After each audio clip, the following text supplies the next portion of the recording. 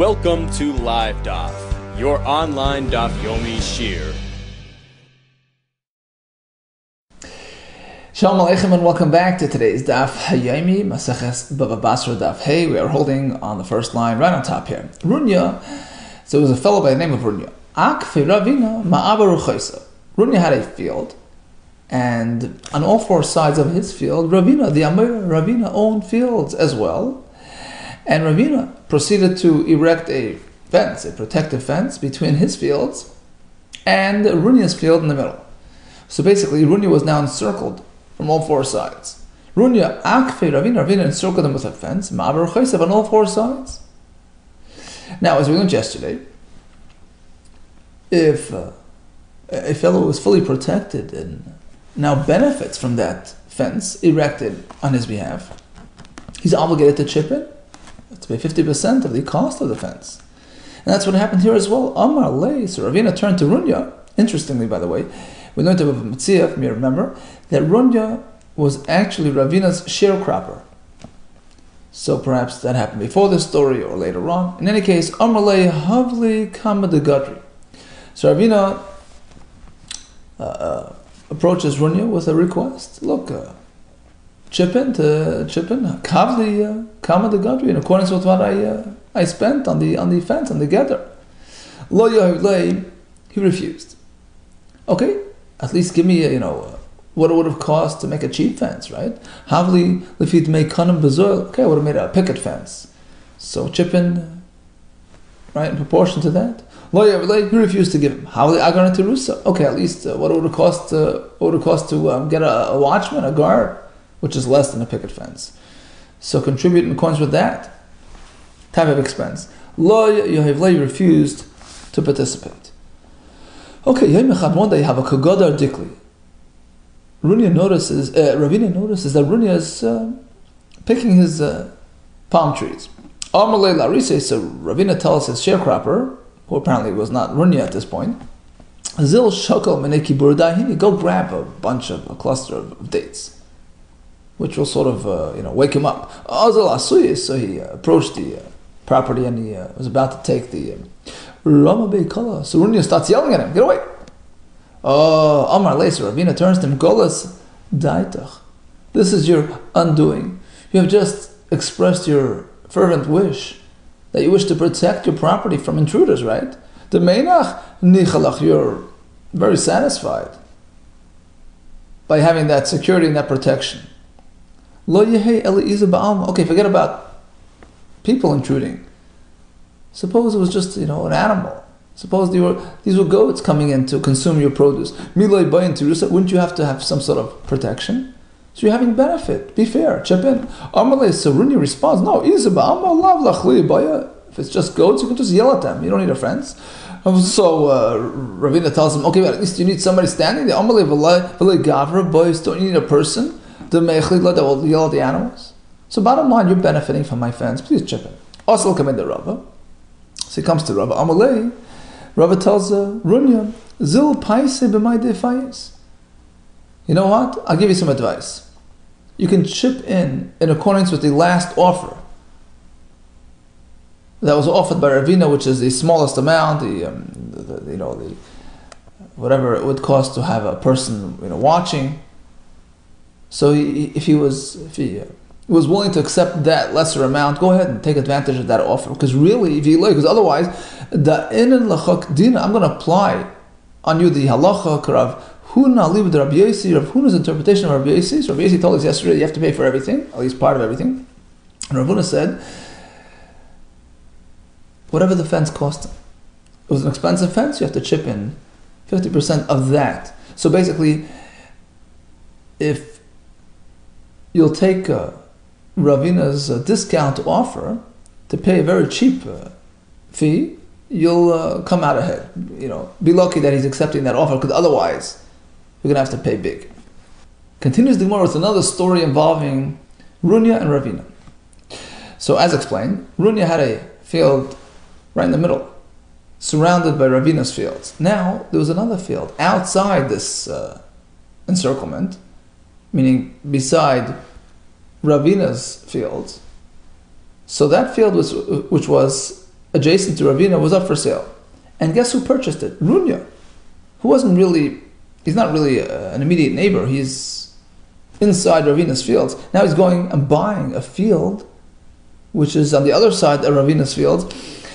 Runya Zavan Ara Ametru Ravina. He purchased a field which was situated on the border of Ravina's fields. Sava Ravina L'Sluki. Ravina figured he can get rid of him. He can force him to sell because, remember, we learned in Bava Basra, Mishum Dino de Bar Metra. Ravina was a Bar Metra. He's a neighbor of that field up for sale. And the halacha is, this is based on the pasuk, V'asisa hayashav ra'atoy. We're meant to go in the way of righteousness and goodness, and it's always easier to maintain and upkeep two fields adjacent to each other. So a neighbor has first rights of refusal. He has a right to purchase a neighboring property before a non-neighbor. So in this case, Ravina had a right to purchase that field before Runya, whose field wasn't right next to it, right? Amal Rav Safra Bred Rav Yehuda Ravina. Rav Safra turned to him and he says like this: in this case, no, you should forego that claim because Runya is a poor man, and you know what people say. I'm an inchi. People say arba. It's an expression. Poor shoemaker, poor fellow. How much is he earning? Arba letzala. He's got to pay 4 coins for the raw material for the leather. Arba letzala, another 4 for the processing of the leather, the tanner. By the time he's done, between the expenses and the labor and material, not much left for profiting on his. So basically, Runya is a poor man, and if this helps him, having a field pretty close by to his field, which allows him to save on maintenance expenses, etc. So the whole point is Vasisa Hayashav Ra'atoyev, and that's what you're coming from, right? But in this case, he's a poor man. Be generous to him, and you do Vasisa Hayashav Ra'atoyev to him by foregoing this privilege, this claim, this right of refusal, and allowing him to proceed with the purchase. It says the Mishnah, Kaisel Chatzar Shenafal. So once we have a kaisel, a wall, splitting 2 parts of the court, of the yard, and then the kaisel buckle, it fell apart. Shenafal Machayven Oisei Livnoisei Ad Arba Amos. So you can force your neighbor to rebuild the wall up until 4 amis, which Rashi says is sufficient to protect from hezek re'iyah, from prowling eyes. So you have a right to force him to do that. Becheska shenasa. Now, suppose there's a disagreement between Reuben, who says, "Look, Shimon, you have to, what happened to chipping in?" And Shimon says, "What do I paid? I paid for this rebuilding." Becheska shenasa. The assumption is that Shimon paid. Unless Reuben can prove that he didn't, because Rashi says, Mishpat zeh lakoil goli. Everybody knows that, you have to rebuild the wall. So Reuben would not have laid out the money. He would have gone to Bezin and made sure that Shimon pays up. So the assumption is that he paid up. But midalad amos ulamalam. But the section beyond 4 amos in height, that's not required. So you can't force your neighbor to do that, even if it was there beforehand. But once it collapses and you want to rebuild it, you can't force him to go that high. But let's say Samach lekoisel achar. Shimon refused to pay for the extra height, right? But then you see that Shimon suddenly is looking to benefit from that extra height, which Reuben paid on his own, right? Reuben laid out the money, built it all the way up. Now Shimon put a wall next to it and is going to use this rebuilt wall, which is very tall. He's going to use it as a support for that second wall, which he's building next to it. He's going to, put his beams across and use it as a support wall. Oh, now Shimon has indicated that he's interested in that extra height.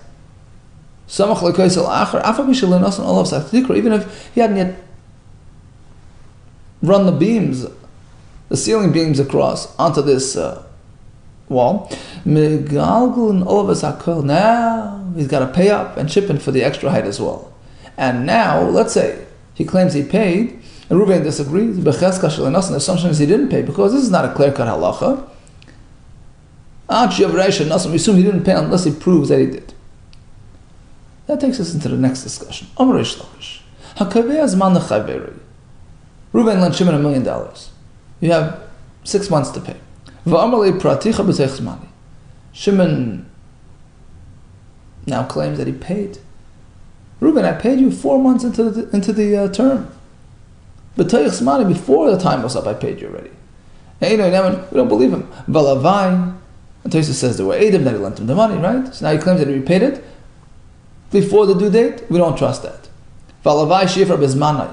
We only wish that a person pays on time. The assumption is they don't pay unless you have to, unless your due date arrived.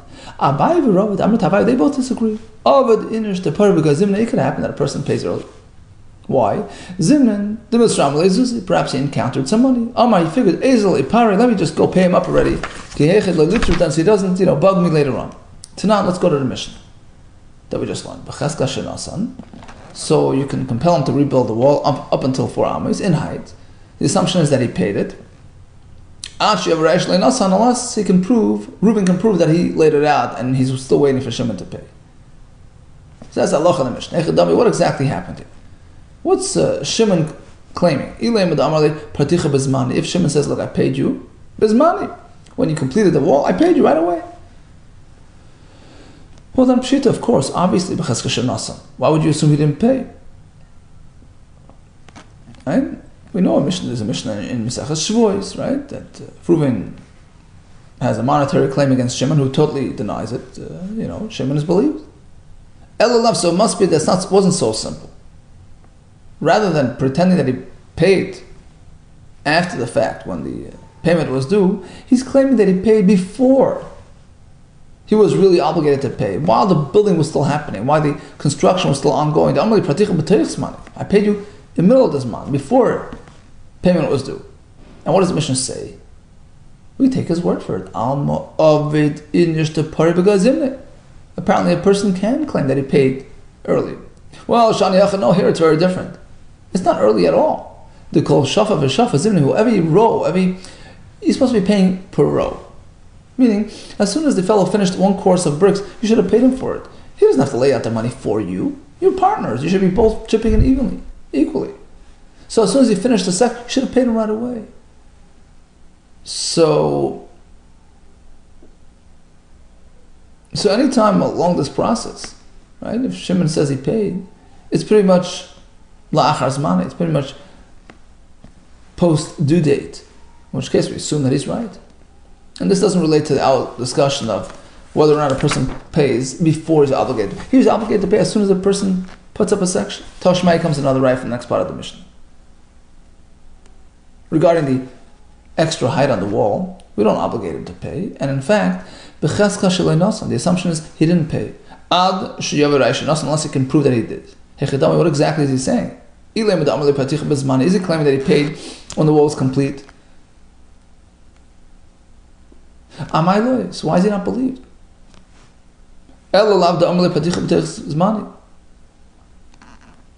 So apparently,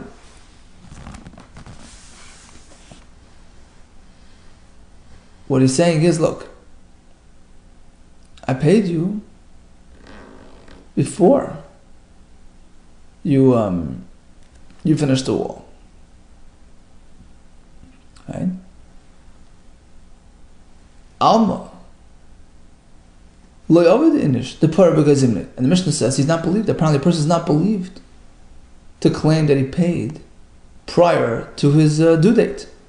And here we can't say that he has to pay per row, because it's not a standard obligation. Here he's lifting the kaisel higher than standard, and it's not so simple that they'll have to pay it. It's only because, like we said, he decided to benefit from it. So in any case, if we're speaking that he purported to have paid while the construction was ongoing, and the Mishnah says he's not believed. Apparently, a person is not believed to say that he paid Teich's money. Shani Yachas says, no. Perhaps he was claiming that he paid post-construction, and still he's not going to be believed. This is very different than your standard case. The Amar, because the person's figuring, Shimon is, Mi Eimar, who says the Mechayvi Rabbana, the Rabbana are going to obligate me to pay. Look, you built the wall, it's your own decision, your own thing, right? So the whole obligation is not really so cut and dry, it's not so simple. So here we can't believe that he actually paid it. Because who says he really understands that he has to pay? But in a standard situation where a person lent money and the leiva claims that he repaid mid-term, perhaps there he's believed. So we have this ongoing machlokes between Rish Lakish who says no, and Abai Barava who say yes. Says the Gemara Rav Papa, Rav Huna, Breda B'Yeshua, Avdi Kabai Barava. They followed that shita that he's believed. Mar Rav Ashi, Avdi Karish Lakish, that he's not believed. The conclusion is Karish Lakish, that he's not believed. A person typically does not pay Teich Zmanoi. Afilu Miyasmi, the Chiddush is even. If it involves Yisayim, Rashi says, a borrower passed away during the loan term, the Malva can now turn to the Yisayim and collect his money without having to swear, which is typically standard procedure for collecting from Yisayim. You have to swear that you haven't been repaid, but here we assume he wasn't repaid. The term of the loan was not up yet. Fagav says the Gemara, even though the Amar we learned, typically when you collect from the assets of orphans, you have to swear, and in fact you deserve it. Here it's different. The assumption is a person typically does not go ahead to and pay before the term of his loan is up, and therefore the Malva has a right to collect without substantiating his claim. Okay, so we began with a story of Runya, who was forced to pay Ravina for part of the wall. Then we had the story where Ravina was asked to be extra generous to Runya regarding the extra field that was purchased. And we have the Mishnah, Kusel Chatzar, that's being rebuilt. Up until 4 amos you can force your neighbor, past 4 amos you can't unless he has shown that he is benefiting from that wall. That took us into the machlokes, Rish Lakish and Abai Barava, regarding whether a person is believed to say paid Teich Zmanoi, and the halacha is that he's not, and that allows collection even from Yisayim, because the assumption is that he was not yet repaid. All the best, do not tzlacha Rabba.